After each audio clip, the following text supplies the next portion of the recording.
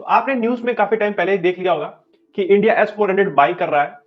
अगर क्या होगा कि S-400 में हम जो इंडियन ब्रह्मोस मिसाइल है अगर हम उसको ऐड कर दें, ये जो टॉपिक है वो इसलिए इतना इंपॉर्टेंट हो जाता है क्योंकि S-400 जो है वो वर्ल्ड की सबसे बेस्ट डिफेंस सिस्टम है, लेकिन जिससे अमेरिका भी डरता है वो उसका पूरा डिफेंस सिस्टम नहीं है, वो उसका सिर्फ रडार सिस्टम है। उसका जो रडार सिस्टम है वो वर्ल्ड का सबसे बेस्ट रडार सिस्टम है। और उसकी जो मिसाइल की बात करें तो ऐसा मैं नहीं कहूंगा कि उसकी मिसाइल कुछ खराब है, अच्छी है वो, लेकिन उससे भी अच्छी जो है वो ऑलरेडी वर्ल्ड में मिसाइल बनी हुई है। और दूसरी साइड अगर हम देखें तो ब्रह्मोस जो है वो वर्ल्ड की सबसे बेस्ट मिसाइल अभी तक मानी जाती है, जिसे इंडिया और रशिया ने मिलकर बनाया हुआ है। तो क्या होगा अगर हम वर्ल्ड की सबसे best defence system radar system को वर्ल्ड की सबसे बेस्ट मिसाइल के साथ ऐड कर लें, तो क्या होगा? क्या ये पॉसिबल है तो कितना पॉसिबल है, और ये जो दोनों का कॉम्बिनेशन है वो कितना डिस्ट्रक्टिव होने वाला है? अगर हम चाहते हैं S-400 में ब्रह्मोस को ऐड करने, तो हमें यह जानना जरूरी है कि S-400 की जो मिसाइल है और जो ब्रह्मोस की मिसाइल है वो कितना डिफरेंट है एक दूसरे से। तो चलिए चलते हैं, पहले हम S-400 की मिसाइल को देखते हैं। अगर एक S-400 सिस्टम में S-300 PMU सिस्टम अगर अटैच है तो उसमें टोटल 4 टाइप के मिसाइल उसमें ऐड होती हैं।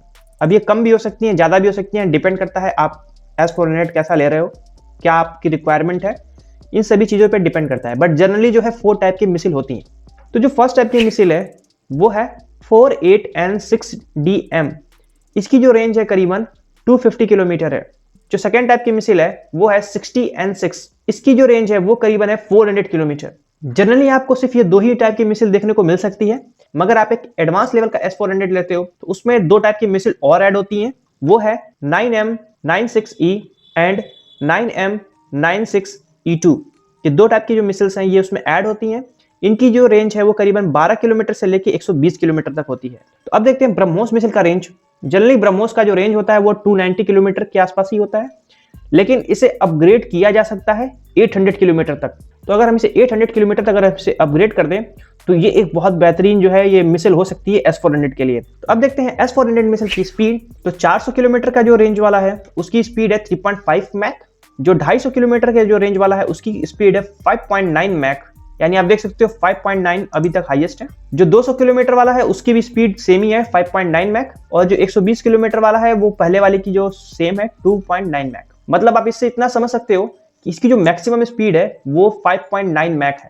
लो रेंज वाला है उन्हीं की 5.9 मैक है, बाकी की जो ज्यादा जो रेंज वाले हैं उनकी 3.5 ही मैक तक है। अगर हम ब्रह्मोस की स्पीड देखें तो उसकी स्पीड 3 मैक के आसपास होती है, लेकिन जो न्यू वेरिएंट आया है उसकी स्पीड करीबन 7 मैक ही है। लेकिन एक बात मैं और बता दूं कि इसकी स्पीड जो है वो और ज्यादा इंक्रीज की जा सकती है, क्योंकि ये जितने भी मोस्टली जो वेरिएंट है ये सभी जो है एयर टू एयर कॉम्बैट के लिए हैं, बनाए गए हैं। अगर हम इसे ग्राउंड टू एयर बनाते हैं तो जो एक लिमिटेशन होती है एयर टू एयर मिसाइल में, वो मिसाइल की वेट का जो लिमिटेशन होती है वो ग्राउंड टू एयर मिसाइल में वो हमें उतना देखने को नहीं मिलती है।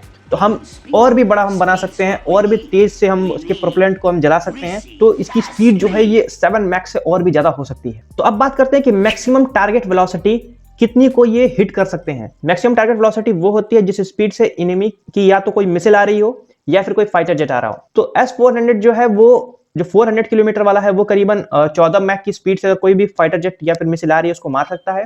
250 वाला 14 मैक इसकी भी है। 200 किलोमीटर वाला जो है वो उसकी रेंज करीबन 8.2 किलोमीटर है, और 120 वाला जो है उसकी रेंज नहीं बताया गया है, बट इसकी भी रेंज ऑलमोस्ट इतनी है। तो अगर हम ब्रह्मोस मिसाइल की बात करें तो ऑब्वियसली ब्रह्मोस जो है एक हाइपरसोनिक मिसाइल है, तो उसकी जो मैक्सिमम टारगेट वेलोसिटी होगी वो 14 मैक से बहुत ज्यादा होगी। अगर अब हम इनको कंपेयर करें प्राइस के बेसिस पे तो एक यूनिट की कॉस्ट जो है ब्रह्मोस की करीबन $2.75 मिलियन पड़ती है। बट मैंने नेट पे और भी जगह खोजा, कहीं पर भी एक सिंगल मिसाइल जो है वो S-400 की उसका प्राइस नहीं बताया हुआ है।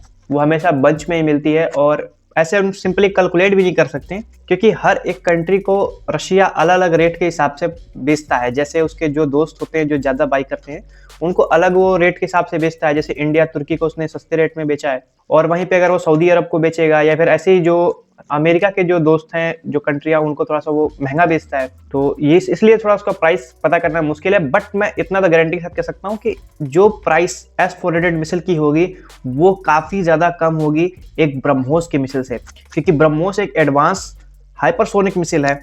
आपने जल्दी ही न्यूज़ पे देखा होगा, मैंने उस पर वीडियोज़ भी बनाया था। पाकिस्तान कुछ ड्रोन बना रहा है जो कि ड्रॉप किए जाएंगे एयर से और वो ब्लास्ट कर जाएंगे। तो अगर मान लीजिए उसका कॉस्ट करीबन 50,000 रुपया मान लीजिए है, उसे आप एक हाइपरसोनिक ब्रह्मोस मिसाइल से आप उसको नहीं मार सकते, क्योंकि ये $2.75 मिलियन का है और वहीं पे वो कुछ 50,000 1 लाख रुपए के अंडर में वो ड्रोन बन जाते हैं जो ड्रॉप वाले होते हैं। तो ऑब्वियसली ये हर जगह तो सुटेबल नहीं रहेगा ब्रह्मोस मिसाइल, अगर हम प्राइस के तौर पे देखें तो। अब बात करते हैं कुछ प्रॉब्लम्स आती हैं एक S-400 मिसाइल्स में, क्योंकि ये एक हाइपरसोनिक मिसाइल है। सबसे बड़ी प्रॉब्लम क्या है कि ये किसी भी मिसाइल को या फिर किसी एयरक्राफ्ट को अभी तक जो है ये चेस करने में उतना अच्छा नहीं है, क्योंकि एक हाइपरसोनिक मिसाइल है, इसकी स्पीड बहुत ज्यादा होती है और इतनी स्पीड में अगर ये घूमना चाहे या फिर कुछ करना चाहे तो नहीं कर पाएगा। जैसे कि आप एक सपोज कर सकते हैं, चलती हुई ट्रेन को अगर अचानक से रोकना है, जो पुरानी ट्रेन है वो कोयले वाली, वो अचानक से नहीं रुकती हैं, उनको धीरे धीरे रुकते रुकती हैं, क्योंकि उनकी स्पीड बहुत ज़्यादा होती है। और उसी तरह एयर में जो है इनके पास कोई बेस होता नहीं है, तो ऐसे अचानक से घूम के मारना ये थोड़ा मुश्किल हो जाता है। ट्रैक करना, बेसिकली ट्रैक करके हिट करना बहुत मुश्किल हो जाता है एक हाइपरसोनिक मिसाइल के लिए। तो ये कुछ इसके डिसएडवांटेजेस हैं। लेकिन जब मैं बात कर रहा हूँ कि पूरी एक मिसाइल ही बनानी पड़ेगी ऐसे सिस्टम के लिए, तो आई थिंक ये भी हो सकता है। और एक बात और बताऊँ कि इसका जो कॉस्ट आएगा टोटल, वो काफ़ी ज़्यादा होने वाला है, क्योंकि आप जो पुरानी जो लॉन्च सिस्टम थे वो आप उनसे नहीं यूज़ कर पाओगे, क्योंकि उसमें जो बिल्कुल फिक्स साइज़ की जो है वो मिसाइल ऐड होती हैं, उसमें आप बहुत ज़्यादा चेंजमेंट नहीं कर पाओगे। वहीं पे ब्रह्मोस की जो मिसाइल की जो डायमीटर है, जो इसका हाइट है, वो डिफरेंट है, तो इसके लिए अलग से एक लॉन्च सिस्टम चाहिए होगा। तो ऑब्वियसली खर्चा ज़्यादा आएगा, बट इस बात की ये गारंटी देता है कि 2-4 डेकेड तो मतलब आराम से ले लीजिए, कोई भी इसे बीट नहीं कर पाएगा अगर ये ऐसे सिस्टम बना दिया जाता है तो।